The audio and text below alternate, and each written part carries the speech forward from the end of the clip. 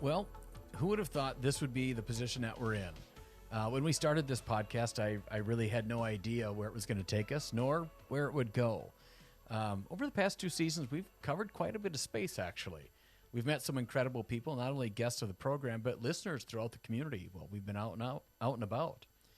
I think, honestly, that might be one of my favorite things about this podcast is when we get a chance to meet you, the listener, out in the community.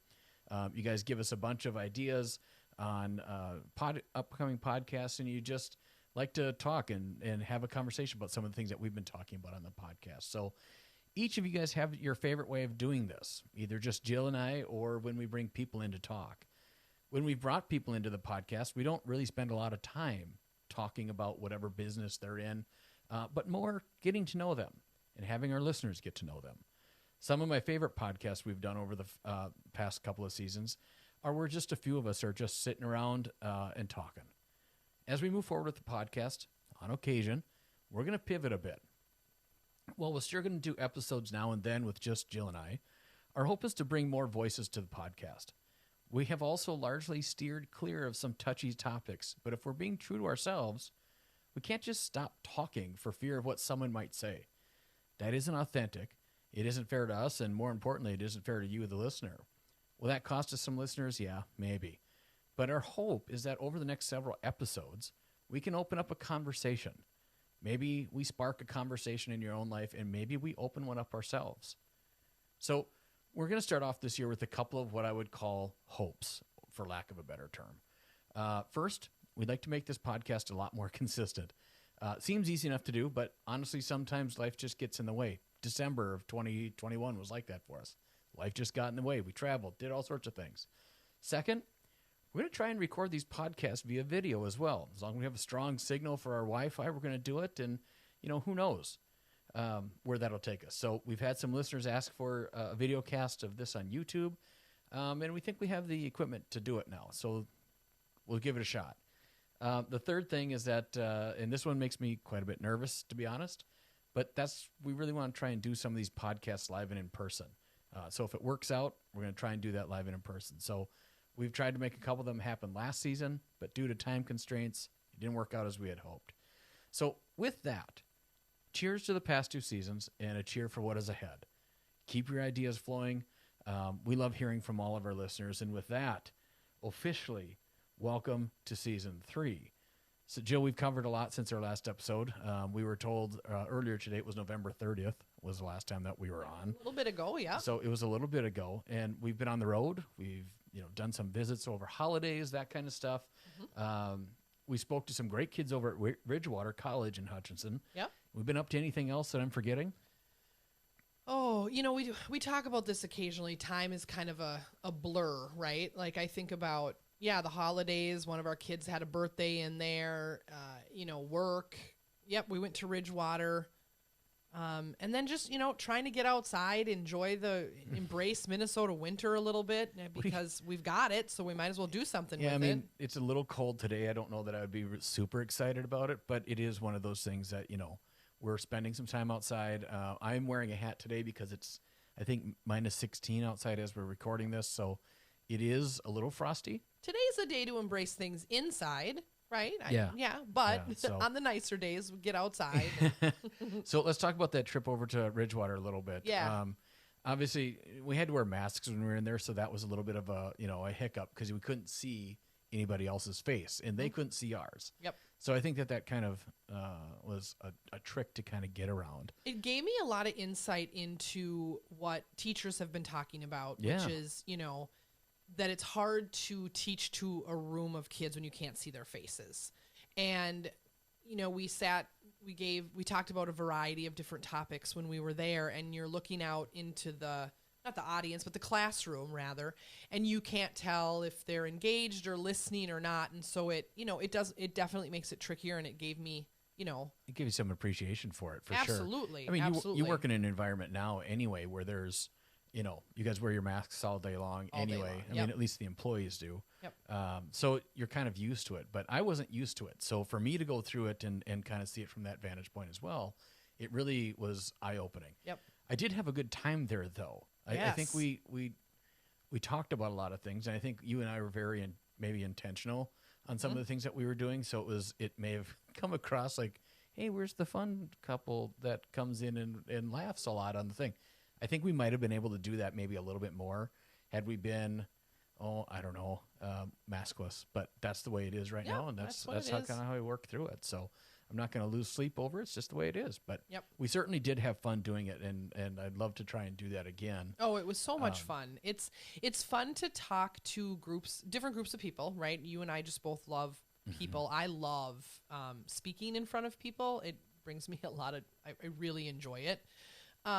And then just students, right? People that are on purpose in a classroom learning something. There's just a different vibe, a different feeling. And they were good group of kids. Yeah. So right now, today on today's episode, we're going to be joined by Kirk Hendrickson from Iron Jungle. We're talking about a lot of things related to kind of what the direction that we're going to talk about early on here, which is health, both mentally and physically. Yep. So have you thought about giving yourself any like New Year's resolutions to start the year at all? It's such a great question. And the concept of New Year's resolutions is so tricky because I feel like, we had an episode last year where we talked about the guiding words and that was better than a resolution because resolutions really tend to come in strong at the beginning of January and fall off, probably anywhere from 4 to 14 days later, right? Yeah. I did buy a calendar this year, a different type of calendar. I kind of forget what it's called. I have it actually sitting right here. Habit tracker. Oh, I was going to say it's a digital calendar, but it's not. Oh, heavens. No, honey, it's still on paper. No, it's a habit tracker. And basically you set small goals for yourself for the month, and then you color in the days on this fancy little like swirly whirly, right? So you kind of get your like artistic side. You can kind of see what's happening. I'm going to try that this year. I don't know what the goals are going to be for every month because I think that the less parameters I put around it, the better. But just healthy habits, and I'm going to try not to focus it only on like my weight and eating, although that's a part of it, but I want to have, other habits come into play there. So I don't know, I'm going to give that a shot, but I don't have a New Year's resolution. I don't have 3 guiding words. I just, I don't know. I'm a little anticlimactic this year on the beginning of a new year. So how about you? I think right now where I'm at, I'm not in a position where I'm thinking about like a New Year's resolution per se, but maybe trying to get down to one word at the moment. I've done the 3 guiding words over the last several years, and all of them, like we talked about in the podcast last year, I've had great success with them. This year, I think right now where I fall in is I'm getting down to one because I think it's easier to remember. But I think the word experiences keeps coming up in my mind. The last couple of years, we've tried to go do things out and about and, as much as we can. And sometimes it's not everything. But like, we went to the North Shore 2 summers ago and we haven't done that type of thing since. Right. Now we are going on a little thing soon where we're going to go do some snowshoeing and stuff like that, and that'll be fun. But I'm kind of looking for experiences for us, moving forward as we go into 2022 already. So absolutely, I think for us and for the kids. Yeah. Go and do stuff. Yeah, most definitely. So with that, let's jump over and talk to Kirk a little bit and see how things are going. I'm excited. All right, good.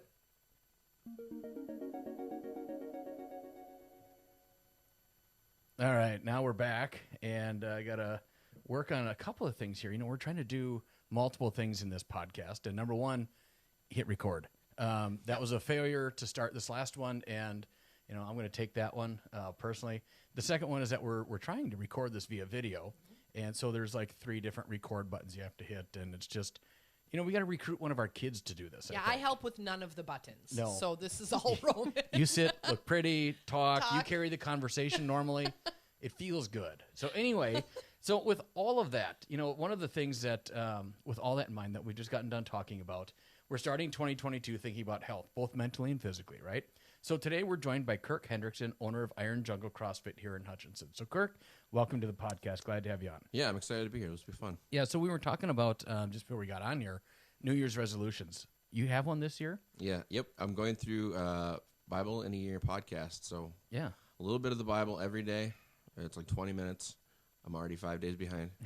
So holding strong. But yeah. So it's, today could have been a little bit warmer outside. Yeah. So I think today would be one of those days where you'd want to go work out inside maybe. You have an interesting space. You guys just moved in, 2 years ago, or 2.5 years ago into your new space? I feel like it should only be 2 years ago because we've only been open in there for a fraction of the time. I think we moved in actually almost 3.5, 4 years ago. Yeah, what's crazy is this whole pandemic crap that we've been dealing with. Yeah. I've lost complete track of time. It's irrelevant now. And as an adult, time already went really fast, and then you throw this pandemic in, and people were like, "That was 4 years ago," and you're like, "That was 16 minutes ago." I don't know what you're talking about. People are like, "How long has your gym been open?" I'm like, 5 to 7 years. Like, yeah. I bet it's been more than that. It's just like I don't really know anymore. It's one of those fun things, but I think we're getting into a time of season. It always starts this way: is people make their New Year's resolutions that we're going to get healthier and we're going to move our bodies a little bit more. And I've been a member in the past of the Iron Jungle CrossFit family, and it was different than what I'd been used to before. So we want to talk a little bit about that, and we want to talk about how you got started and all those kinds of things. But I'll let Jill kind of kick it off here and kind of get started. So kind of rolling off of what Roman just said, tell us a little bit about how a CrossFit gym is different than any other gym that someone would sign up for. Yep.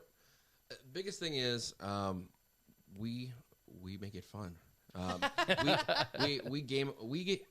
CrossFit kind of started out by gamifying fitness. So it gave a measurable, something measurable. We can go back, we can repeat it, we can see if we're improving. And we have that in everything else. So if we back squat, we can see if the back squat's getting heavier. And if we bicep curl, we can see if our arms are getting bigger and if the ladies are looking at us a little bit more. But that sometimes it becomes very mundane. And so what CrossFit did was it kind of took all of these things that other avenues do really well. So what about like gymnastics and our aerobic athletes, our runners and our sprinters and our bikers and our weightlifters? What do they do well? Both Olympic and like powerlifting, so back squatting and bench pressing, and all of these things. And then it combined them in a way that made it fun, made it competitive, both with the person next to you and with yourself. And then it got more people excited. It was more exciting to show up because every day was different. It was exciting. There was never a chance to, I guess, maybe become perfect at everything, because as soon as you figured out that you were perfect at something, you realized that you then sucked at something else. And sometimes that gets in people's heads, but I think for the most part, people like realizing that there's always more to achieve, but also seeing that they've come a long ways. Absolutely. So, one of the things that you mentioned here was, working with, you can see things and how to do things the right way, that kind of stuff. One of the things I remember a lot about being part of the gym there, or box as you guys call it, you paid a lot of attention to making sure that people knew what they were doing. Mm-hmm. So it's not just you're doing it correctly, right? That was a big part of what you guys stressed quite a bit, to prevent injuries, that kind of stuff. But I think people think that CrossFit is for just like the super fit and that kind of stuff. When I was there was a lot of people. There was a whole range of people there, right? Yep. So how do you guys, bring other people into it and make it more open for everybody? Yeah. So the biggest thing is, and we have that. We have a lot of people who, if you go on ESPN or you Google CrossFit, you will find, there's Instagram influencers that are professional CrossFit athletes, and ESPN2 will run the CrossFit Games over and over and over again. So you'll see these crazy fit people that are like 0.01% of the population. Right. And that's what most people see. That's not what's happening inside the gym. We do have fit people. We've got very fit people. We've got very unfit people walking in the gym. The idea is not it's not to throw them into the deep end of like, well, good luck, see what happens. Everybody's capable of doing everything that we do. There's a quote that goes, the abilities of an Olympic weightlifter and my grandma only differ by degree, not kind. So my weightlifter needs to be able to squat. My grandma needs to be able to squat. Weightlifter needs to be successful, probably squat several hundred, if not thousands of pounds. Yep. My grandma needs to be able to sit down at the dinner table and get back up again. Get back up, absolutely. But those are all very important things. And so we can train all of those things inside of a room with both people, my grandma and the weightlifter. We just need to be aware of how we're training them and what we're focusing on. What are our goals? And so, even though we gamify it and we do all of that, everybody that comes in, we always say that there's three things. My number one is technique. Are you doing it correctly? Because if you're not doing it correctly, that's number one. Adding 100 pounds on top of a crappy squat is probably a good what do I say? It's going to lead to injury. Yeah, eventually. good recipe for disaster. Thank you. Recipe for disaster. Yeah. So we want to make sure that technique is sound, and that means finding range of motion, finding limitations. Some are very preventable, and some are, we can work our way out of those things that we maybe thought were incurable. We're stuck with them forever. So figuring out what those limitations are and working through them, making sure form is good. And then that we can have consistency. So technique, consistency, can we move through those things repeatedly? Can we do that when we're breathing heavy? Can we do that when maybe we're not focusing 100% and somebody's staring at me and my form and I know they're going to critique me? Do I still do that well? And then when that's done, then we add the intensity. And that's where we start to breathe heavy and we start to sweat and maybe we start to add some load to the movement and things like that. And like we talked about before, you're never perfect at anything. Once you figured out how to move intensely through that movement, we can then make it harder. So, everybody comes in and everybody has a page or a chapter 1, and you'll come in and you might see somebody moving. You go, oh my gosh, I'm not where they're at. Well, that's also probably their chapter 20, maybe in chapter 20 in book number 3. Yeah. And you have to remember that you're on chapter 1. It's a good way to think about it. Yeah. And so we always say never compare your chapter 1 to somebody's chapter 20, because it's very different. So speaking of the people that go to your gym, I think, or you refer to it as a box, as Roman tells me. CrossFit refers to it as a box. Okay. It's super confusing for most people. Like, why is it a box? The only reason it's a box is because originally CrossFit didn't want to be labeled with all of the big global gyms. Sure. So, don't call us a gym. We're a box because we're box-shaped and it's pretty empty inside. Yeah. Right. I don't really care if you call it a box or a gym. Okay. Good. So talking about the people in your gym, right? I think Roman and I both know people that have done CrossFit here in Hutchinson, and one of the things both of you were a part of the gym for a moment. I did that. What do you call it? The on-ramp? Yeah. Yeah. And then I don't know why I stopped. I have no idea. I enjoyed it. I don't know. I have every excuse in the book, me and everybody else. We can talk later. But Kirk, what do you think is currently the most challenging part of your fitness journey? The hardest part for my fitness journey is, when we opened the gym, right as we opened, I kind of dove in pretty quickly after it was up and running, and we were gaining some exposure with CrossFit and bringing it to Hutchinson. I kind of dove into like, sweet, I have a gym. I'm going to try to work out, and maybe I'm going to try to compete. So I kind of dove headfirst into that. And my family will tell you that I went way too deep into it. I mean, I trained a lot more than I really had the time for. And did fairly well. I was part of a competitive team of athletes from kind of around the world or around the country, and we trained together once in a while and worked together. And I just kind of realized that as fun as that was, there wasn't it wasn't giving me back the fruit that I wanted. Sure, I was fit, I was in really great shape, but I also I was kind of chasing something that wasn't what I set out to do in the first place. Yeah. Yep. I just I drank the Kool-Aid like CrossFitters talk about. And even I as a coach who preaches, not overdoing it, can still overdo it. Yep. And so my my fitness journey now is trying to find the balance.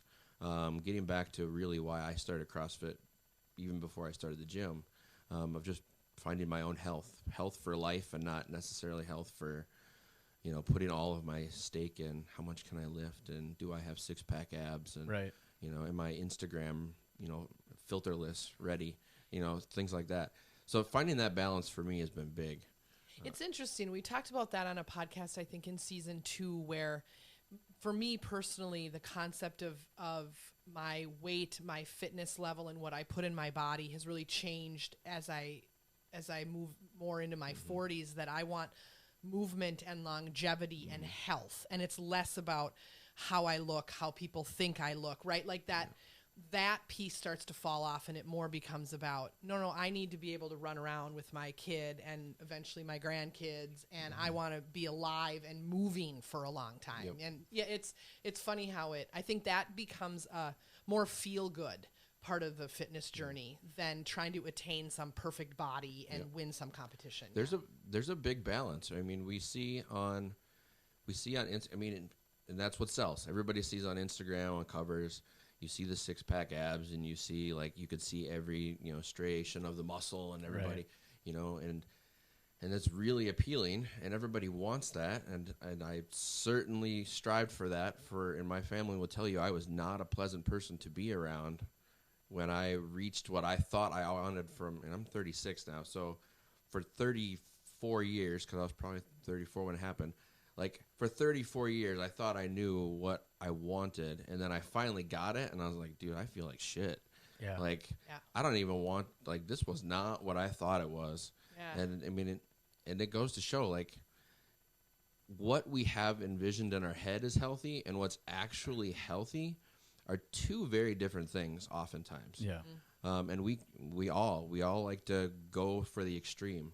And I think that's the hard part, is a lot of people see the extreme and go, well, I could never attain that. So instead of finding a balance in the middle, we give up. So we give up on our resolution because I'm never going to get that. Mm-hmm. Or we get to it, and then I think oftentimes we find, well, this is not what I thought it was going to be. Super true. And so that causes a whole other, rabbit hole of issues too, because now you got to find something else that maybe will bring you that happiness or that what you wanted. So a lot of times it's identifying making sure that you're very clear in your goals. And sometimes that's writing those down. I mean, you got to write them down, share them with people, because it's really easy when you start to get some that you want more. So, I feel really good. More is better. So maybe instead of working out for 30 minutes, I work out for 2 hours, or I work out 3 times a day, or I lift and then I run and then I do this, and we tend to overlook all the other aspects, spending time with our family, food, nutrition, sleep, all these other little things that we could be doing, but we chase that rabbit hole. More is better. Usually it's not. Sure. Right. So that's interesting. So how did you get started with your own gym? Like, what was the kind of precipice to kind of saying, you know what, I'm going to do this for myself and move forward there? Oh, man. Okay. So I was a youth minister for 8 years, full-time here in town. And I was very athletic. I'm going to say I was athletic. Maybe I wasn't, but I felt athletic in high school. I didn't play sports in college because I was a music major. There was no time for sports.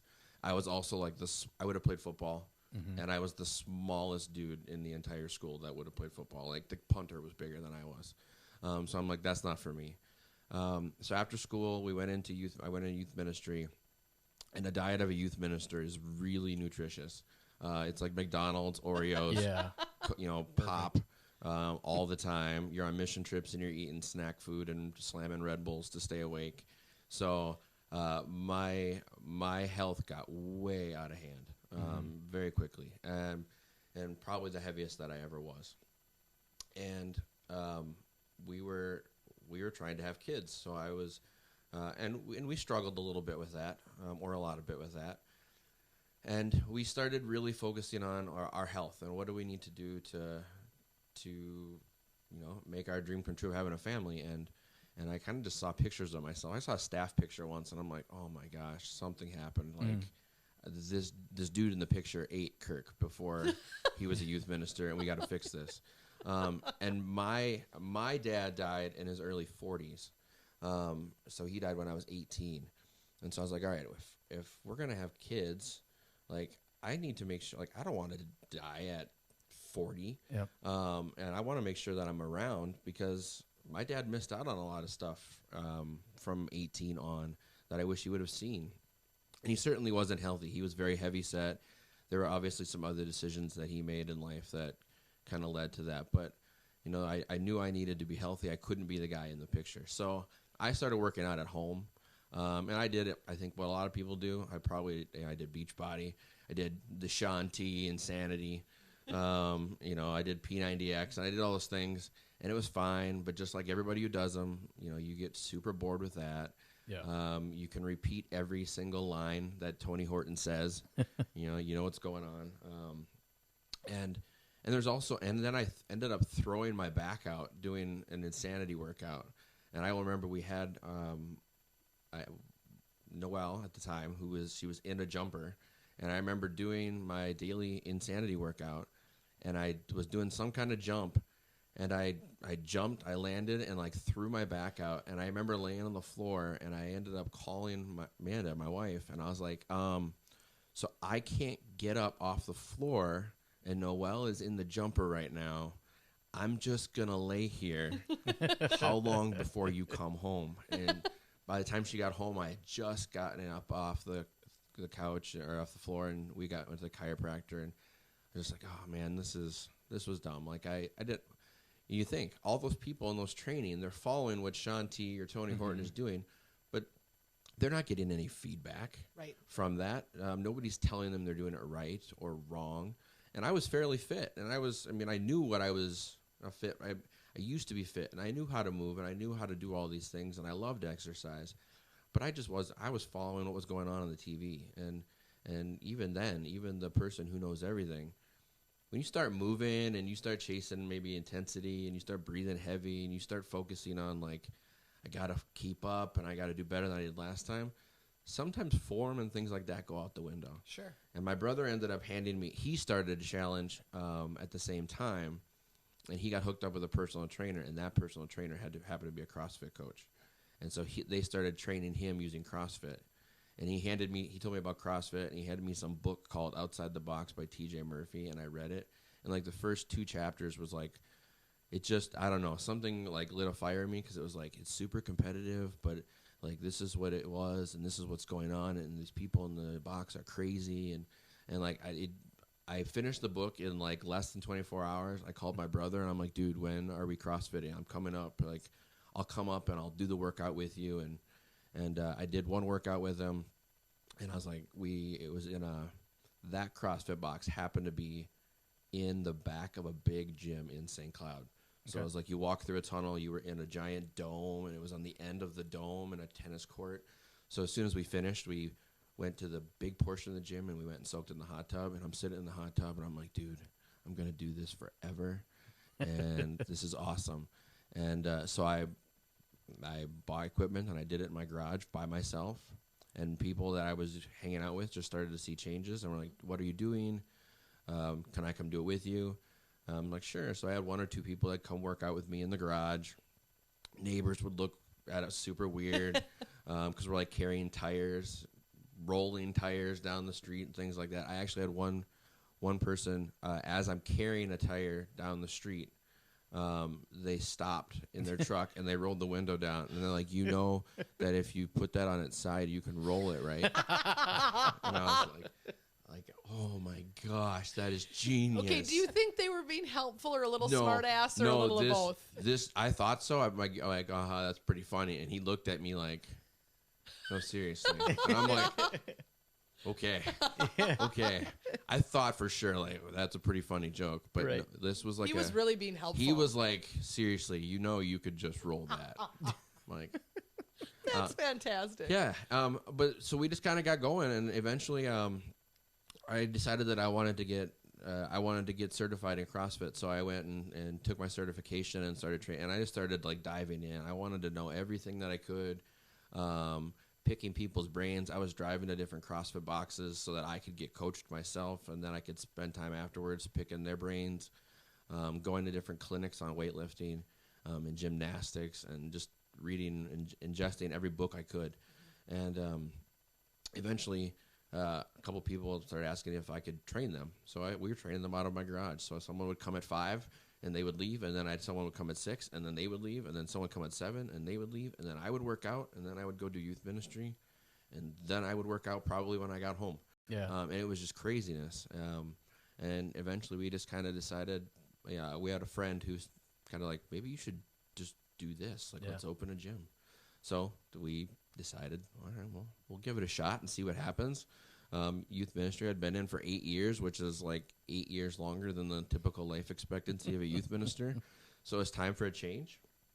And this seemed like a fun avenue. So here we are. Yeah. Cool. Well, so we're trying to like communicate here, and we always do Yeah. like a good back and forth. And since we've had 2 months off, it's one of those things where we're always kind of looking at it. But Kirk, a lot of people have gone through the gym, and I know quite a few people who've gone through the gym who've had like, it's changed their life. It's not, I mean, you're talking about it now about going through and how it changed your life too. Is there any other stories that like stick out for you of somebody who's gone through the gym who's completely just flipped their life on edge because they got involved and started working out? Yeah, and it's typically not in the ways that I think most people would think. So we certainly have success stories of weight loss. Yeah. I mean, those are all over the place. People who've come in and they've dropped 50 pounds, 100 pounds, the 10 pounds that they've never been able to get off. Yeah. They've Reached whatever that was.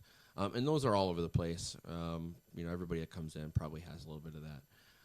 Some of the biggest ones for me, though, are just like you said, the mindset change for people. And they're the ones that mean the most to me too. People who come in and will say, I started here because I wanted to lose weight for, this event or this reason or whatever. And then after 6 months telling me, but I didn't realize that I would be able to get off of all of my depression medications and all of my blood pressure medications. And I used to be, I was pre-diabetic, and the doctor told me I'm no longer in that stage anymore.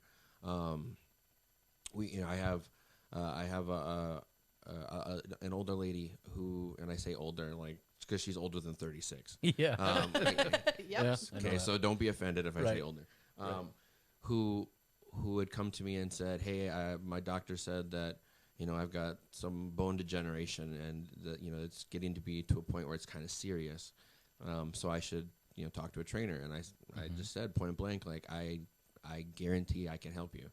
And she came in and she did CrossFit with us, and she went back 6 months later, and she's like, "My doctor said that my bone density has increased, and it's gone way up faster than he anticipated." And so she was in the clear. So lots of those things those mean more to me than weight loss. Yeah. Absolutely. Because we can always want to lose more weight.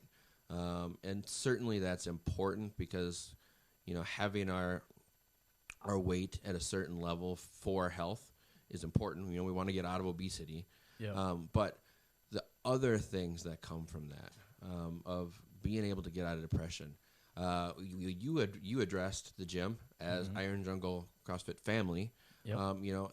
Having a place for people to go to. I have people who are like, I haven't lost a pound, but I don't really care if I lose a pound. I just like being able to, I know I have a place to come to, that I can connect with people.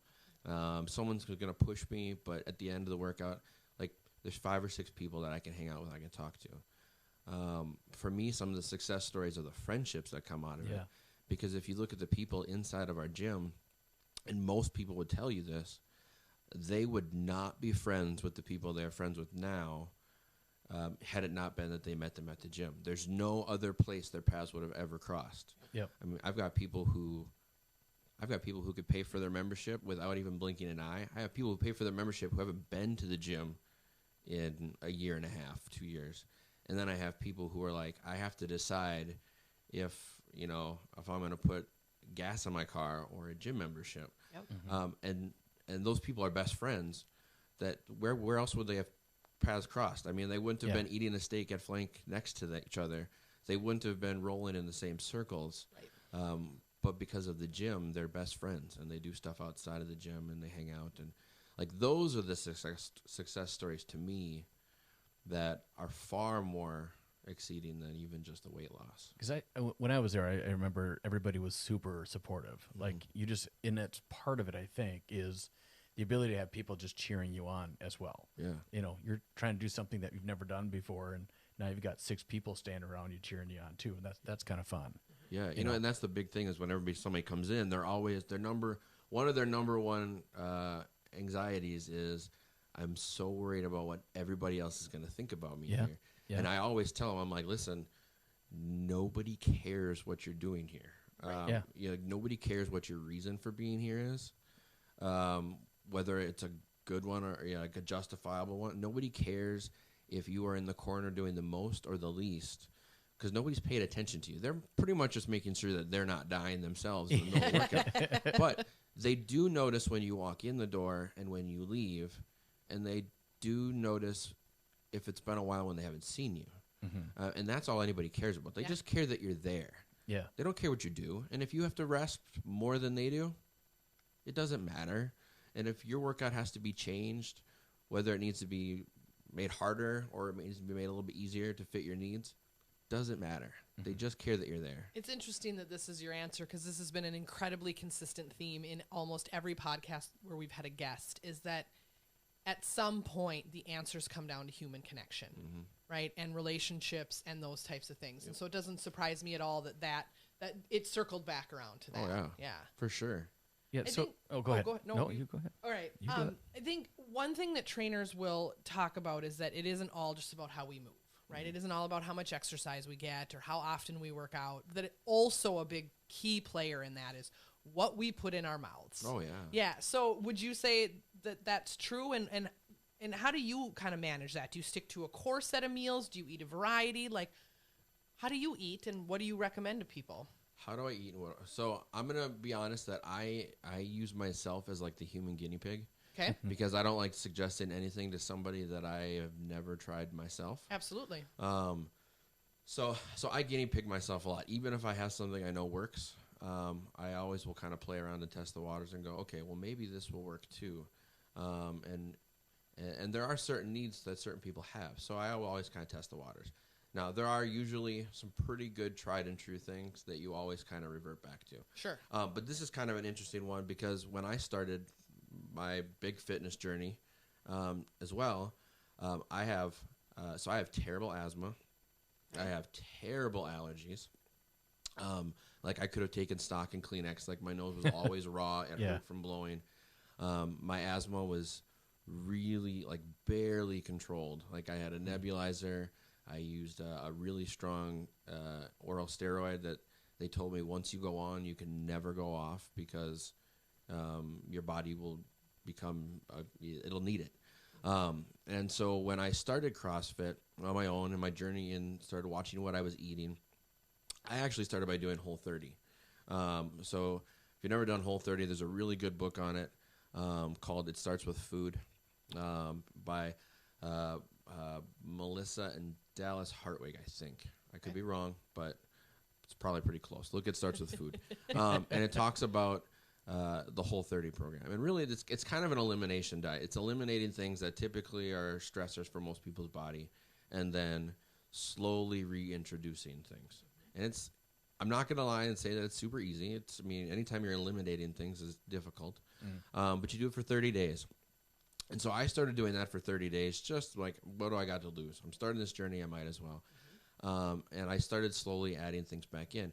But in the course of that, my prescription for my steroid for my asthma expired, and my allergy medication had run its course, and I just never renewed it. And I didn't tell anybody that I didn't renew it. I just didn't renew it. And one day my wife was like, I'm going to the drugstore. Do I need to redo those? I'm like, well, I haven't taken them in over a month, and I haven't needed them. So I quickly figured out that the things that I was told were chronic issues for me that I would have the rest of my life was really kind of bullshit, that I could hack my nutrition and my health and figure out how to get rid of those things. And that's almost what kind of got me even sucked into CrossFit more, was like all of these things that we're told we're stuck with and are possibly incurable is maybe not true. Because I don't use my inhaler. I don't have the steroid. I haven't taken it in 10 years. I don't really take allergy medicine at all, any of the things that I used to have. My cupboard is empty. I have room for stuff in there. And so I try to dive into nutrition big time. And so there's a lot of things. People are very sensitive to certain things. I would first suggest, if you are struggling with something, check out the Whole30 diet. Eliminate and then add back in. Figuring those things out are huge first.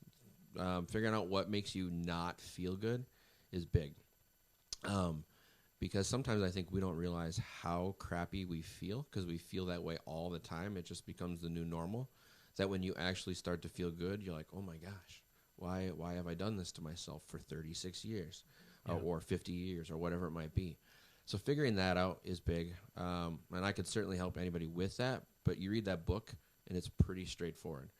Next, the thing that I like to do the most, especially if I find like life's gotten a little out of hand, is I will track my food for a little while. Yep. And for most people, track for a little bit so that you figure out what your daily needs need to be and what that looks like. Yep. And have a good, healthy relationship with food and understand what's in it. And then you don't need to track. The typical person doesn't need to track, because that becomes very monotonous and that can be draining too. But once you know, then you can be educated about everything else that goes in your mouth. Now, if you really want to cut, if you really want to lean out, if you want to have six-pack abs, I will guarantee you need to track. You need to know what's going in your body and when it's going in your body and things like that. Yeah. But the other thing that I would tell you from all of my advising people with nutrition is that the number one thing people don't realize that they are missing out on is protein. Yeah. People think that they eat a lot of protein because they eat chicken and they eat beef and they do all these things.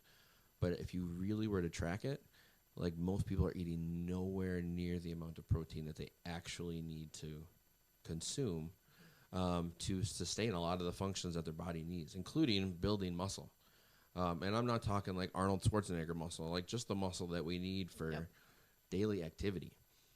So, figure out what makes your body feel good, Whole30 diet. Track a little bit so you understand what's in each piece of food. Make sure you eat your protein. Is huge. Yeah. I think one of the things that I have trouble with the most is when I look at diets is, specifically it'll say, get 25 grams of this, of protein or whatever. And I don't know what the hell that is. Like, I get kind of lost and tripped up in that, and it becomes kind of almost a repetitive thing in my mind, and I'm like, screw it. Is there something that, like, people, like a hack for that necessarily? I know you talked about, maybe tracking the food that you eat, that kind of stuff, but is there a simple, like, formula that people can look at and say, oh, if I have this is just easier? Yeah, you asked, like, do you eat the same meal every day? Like, for a while when I was really trying to even, like, cut and get to my, like, what's the body image the 15-year-old Kirk always dreamed he would have when I wanted that?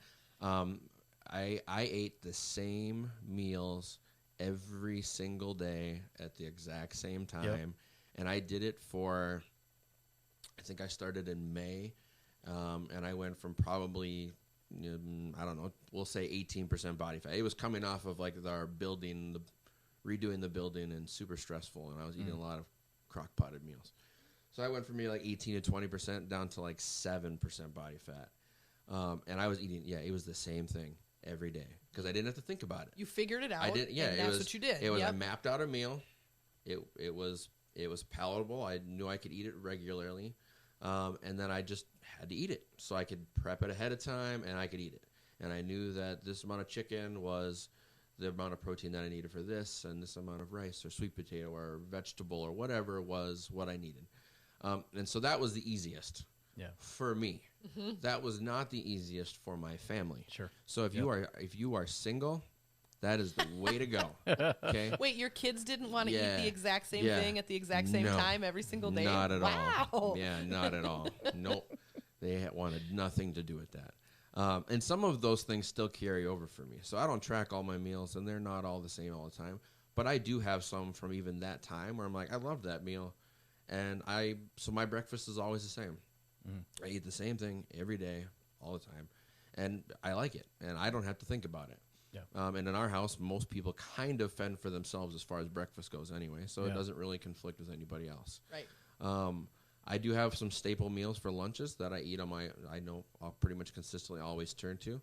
But again, everybody fends for themselves for the most part for lunch. And then supper, we kind of as a family we find something that works for us that way. The biggest hack is, like I said, do it for a little bit and tell yourself that it's not forever. Like if I do it for 2 weeks, if I do it for a month, like the knowledge I'm going to come out with in a month, like, oh, I start to learn that a chicken breast the size of my hand has about 30 grams of protein in it. Sure. So then when I know I want that much, I can find the chicken breast and boom, I'm good to go. Yeah. I learned that a cup of rice has about what my needs are for carbs. Or an avocado is about this. And you start to learn those things. So then you can order your flank steakhouse plate and look at it and go, I have a relatively decent idea what's on this plate. Absolutely. And what I should eat and maybe what I should put in the to-go box to eat later because that exceeds my needs and things like that. So that helps a lot. That's probably the most long-term healthy way. Yeah. I mean, the easiest hack is just eat protein shakes and then just drink chocolate milk and then just eat things with labels on it. But I wouldn't suggest that either. So, Well, so you bring up an interesting question. I'm going to go rogue for a second here, Sure, Roman, so I apologize. But we talk about protein, and I'm guessing if I have the question, so do other people. What about these shakes? And there's a myriad of options. So I don't care about a brand. I'm not into, selling any one kind, but protein shakes in whatever form are very popular. Are those all right? Okay. So this is my opinion on protein shakes, and it's just my opinion. Yeah, absolutely. Okay? Protein shakes are designed for one big thing. They are a supplemental shake. So when it comes down to I need to have X amount of protein, some people just don't like eating food. I don't get those people, but some people don't like eating food. Yep. Okay, and sometimes the needs are maybe more than they want to tolerate. So I usually will suggest for most people, try to be at that like 80% of your body weight, and you can skew that number a little bit. You could say like 80% of your ideal body weight, anywhere from 80% to 100% of your body weight in grams of protein. So if I want to be 180, I'm going to shoot for probably being like 160 to 180 grams of protein. Wow. Yeah, that's a lot. Now, some people's needs might differ slightly, and that's where working with somebody who can help you walk through those can help you. But for most people, on average, like 80% is a good number to shoot for. So 160 is a lot of protein. People don't realize that. If I set 160 grams of protein in chicken in front of you, like that's a lot of protein. Yep. And so that's where protein shakes kind of started to become a real need, because you'd get to the end of the day and you're like, I have 40 grams of protein left. I can't stomach another chicken breast. So the protein shake was a really easy way. It's a liquid. It didn't sit heavy in your stomach, that we could get protein in without feeling like I'm going to vomit chicken everywhere. So that was one of the big reasons why protein really became really popular, people trying to get all that protein in. And then the other thing is it became very convenient pre or post workout, because then you didn't have a full stomach of chicken or beef. You were able to eat, drink a liquid. It didn't sit so heavy in your stomach. You could eat it very quickly after your workout. You can have it ready to go. There's things behind whey, and whey is much more readily available, so how your body can use that. And that certainly can play a factor for most people just trying to be healthy. Having a protein shake that my body can use immediately is like, that's so far down the list. Like, let's just get the protein in. Right. So protein can help that way, but being dependent on a protein shake, we tend to miss out on a lot of stuff because there's so many other, micronutrients that we are missing from having something that's, well, here's a protein shake and it's got all your protein in it, but we miss out on all the things that come from the chicken and the beef and cheese and all the probiotics from cottage cheese and yogurt. We miss out on all of those. Sure. Because it's not maybe in that protein shake. Absolutely. And so a protein shake once in a while is fine, but if it's part of your meal every single day, or God forbid you're having 3 meals a day on protein shakes and then you're having like one tiny meal, like there's a lot of things that we might be running into issues with. Sure. There. So is there a because I know a lot of people that are working out a lot, and I think just in general, is there a number that you should be at with water? Oh, great question. Yeah. So I will typically give the rule of thumb, half your body weight in water. So I've heard that. That's a good goal, huh? Yeah. That's where I will usually tell people to start. Yeah. If everybody, regardless of activity or not, hits half your body weight in water, you're doing okay. If you work out, I would say the more water you can get above that, the better. Okay. And water means water. Yeah. So like soda water doesn't count as water. Yep. There's nothing wrong with soda water. It's calorie free. It's like sodium free. This doesn't count as my water. This LaCroix bubbly I'm drinking. LaCroix the hell out of it, but don't count LaCroix in your water. Drink water. Yeah. Water in your coffee doesn't count as water. If anything, then you should drink more water because the coffee can have some dehydrating effects. Mm-hmm. So water is water. So get a bottle. If you're 200 pounds, then you're drinking 4 24-ounce bottles of water. Mm-hmm. And know you got to drink them throughout the day. And I'll tell people, get a bottle. It's your bottle, and know that by the end of breakfast, you need to have one gone. And then before lunch is gone, you need to have another one gone. And before you get home from work, you need to have a third one gone. And then you need to drink a fourth one before bed. And if you have somebody who can't sleep through the night without peeing, then you should probably have the fourth one before supper so that you can get that out of your system.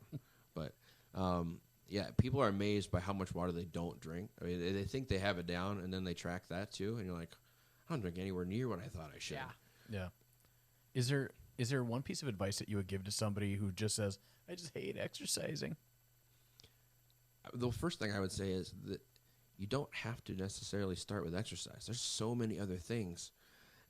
And people at our gym will tell you that I'm huge on looking at other things outside of exercise. Like there's little tiny things you can do that have huge results, sometimes even bigger than the hour spent at the gym. And that's sleep. So just make sure that you're sleeping. Like get 7 to 8 hours of sleep instead of 5 to 6. Yeah. And try to make it quality sleep. People at our gym will tell you that I am really big on feet and breathing. And not feet in a weird way. I'm like, that's maybe a podcast for another time, and you can come back. The foot fetish podcast. I am really big on foot health, and that comes down to the footwear, so our shoes, how we are strengthening our foot, and the arch of our foot is a muscle just like anything else, and most of us aren't training that muscle. And actually, we're probably wearing or doing things with our feet that is probably causing more harm than good when it comes to our feet. So taking a look at things like the shoes you wear. If you don't have to wear shoes, then don't wear shoes. So if you're walking around the house, take them off and find ways to just train your foot. You can do that while you're watching TV, and you never have to get up, and you don't even have to break a sweat. And that can help with joint and muscle pain up the chain. Yeah. Which might get you feeling better to the point where you want to get up and then fitness. Right. And then just things like breathing. So I am a huge advocate for nasal breathing in and out as much as you possibly can. Like our mouths should be open for eating, speaking to one another, and then there's one other thing that I'm not going to mention on here that maybe you do. But there's like 3 things you should do with your mouth. Otherwise, close it and breathe through your nose. You're funny. So we will actually do at the gym, we'll do a lot of breathing focus. Are we breathing into our chest? Or are we breathing into our belly? Are you breathing through your nose? Or are you breathing through your mouth? How do you exhale? Do you breathe slow? Do you breathe fast? And some people, you tell them to close their mouth, and they immediately can't, like, they're suffocating. They can't breathe through their nose, and they panic. And so we'll work on things like that. And there's a whole study you could go read. There's a book by James Nestor titled "Breathe," and it's an awesome book. The whole book starts with him doing a study where for a week he does some tests, and then for a week they plug his nose so that he can only breathe through his mouth. And then they take tests every day at the breakfast table, the lunch table, the dinner table. They read blood pressure. They check his sleep apnea results and things like that. And like in a matter of 24 hours, like his health just rapidly declines because he's just breathing through his mouth. And then after a week, they go through, they take some tests, they send the scope up his nose and look at everything, and then they go ahead and they tape his mouth, like at least give him a piece of tape, so when he's eating, he can take the tape off and eat, but then he tapes his mouth shut, and he just breathes through his nose. And like in 24 hours, all of the sleep apnea issues he has stops, his headaches, his joint pain, all of these things alleviate themselves just from how he changed from his breathing. And the book goes into a lot of detail, and there's way more books out there than just that book. But I think for most people who might be interested in it, that's a big one. But it'll talk about how breath can alleviate asthma issues, could help with sciatica, could help with increasing your metabolism just from the way you breathe and things like that. So that's what I would suggest to people who are like, I don't want to work out. Is like there's a lot of things you can do that don't require breaking a sweat, and find those first. And if they get you feeling better, then you might want to go work out. Yeah, and absolutely. It'll all have a trickle down effect. So that's great. Do you have any fitness apps that you absolutely love? Spotify. Spotify. Yeah. Roman would agree with you on that. It's my favorite fitness app. I like music. So that makes sense. It's other than that, I don't know that I necessarily have a lot of fitness apps that I use. Tracking, when we do track food, I'll use MyFitnessPal. Sure. Yeah. There's others out there, but that one just has a big database of stuff. But you have to be careful because it's kind of like the Wikipedia of food tracking. Oh, as in anybody can enter anything, and you have to filter through the BS. Yeah, absolutely. To find. I've seen that. Like someone will put in there, like, a shot of vodka has 35 grams of protein. I'm like, that's not accurate I don't think at all. I mean, that would be wait a helpful. Where is this vodka? That'd be a lot more fun. I would be the fittest person ever after these last 2 years, if that was the case. So we've talked your ear off, and we've asked you a bunch of questions, but we have one more for you. Yeah. If someone is sitting on the fence right now, scared to go to a gym, for all sorts of fears, some of them you've talked about already, what would you tell them? Just start. You are never. So I have people who tell me I need to go to the gym. I'm going to a different gym to lose some weight before I start CrossFit. I'm like, that is the dumbest thing I've ever heard. You are telling me that you have to get fit so that you can go get fit? Yeah. Like, no, you just start. Now, and go talk to people. Go find somebody that you think might know what they're doing that can help you out. And just talk to them and say, this is where I'm at. Yes, there are some bad trainers out there. There are some bad environments that maybe just aren't for you. So go start. Just go check them out. Talk to them. And you aren't committing to anything, just talking to somebody. And if you go, this isn't what I thought it was, then walk away. And if you walk in and you go, you know what? This doesn't scare me away completely. The guy didn't seem like a total jerk. Just start. The worst that could happen is you decide that it's not for you. And maybe you find some other avenue. Or maybe you at least, at minimum, you can just check that off and go, that wasn't for me. But you have to start, and you have to give it an honest effort. You can't go into going, I already know I'm going to hate this. Right. You have to go and give it an honest effort. Maybe it's a month. Maybe the membership is a month and you can try it for a month. And that's what we do. For our gym, I don't lock anybody into anything. Yeah, and I tell everybody, try it for a month. Yep. And if you don't like it for a month, that's fine. Yep. I might not be for everybody. Right. Maybe you don't like the class setting. Maybe you just don't like, burpees enough to the point you want to leave. That's fine. But then you know what's here. You know what we offer. And you don't like it. Mm-hmm. And guess what? I'll help you figure out a different place to go. Maybe you really like Tony Horton and Shaun T and Insanity and P90X. Cool. I could tell you which ones to try. Yeah. Maybe there's one aspect of what our gym does that you really like. I have people who will start at the gym and realize that they love rowing. And so they buy a rower and then they just row in their living room, a couple times a week. Mm-hmm. I think you and Bo do that. Yep. Right? Yep. And that's great. Maybe your first exposure was seeing the rower at the gym, and that's how you ended up deciding you really love rowing. Mm-hmm. I have people who come in and have never touched a barbell, and then all of a sudden they fall in love with Olympic weightlifting, and they maybe don't do CrossFit for a while, but they focus on Olympic weightlifting because they found their love of weightlifting. Yeah. So you have to start and know that plan can change at any time. Yep.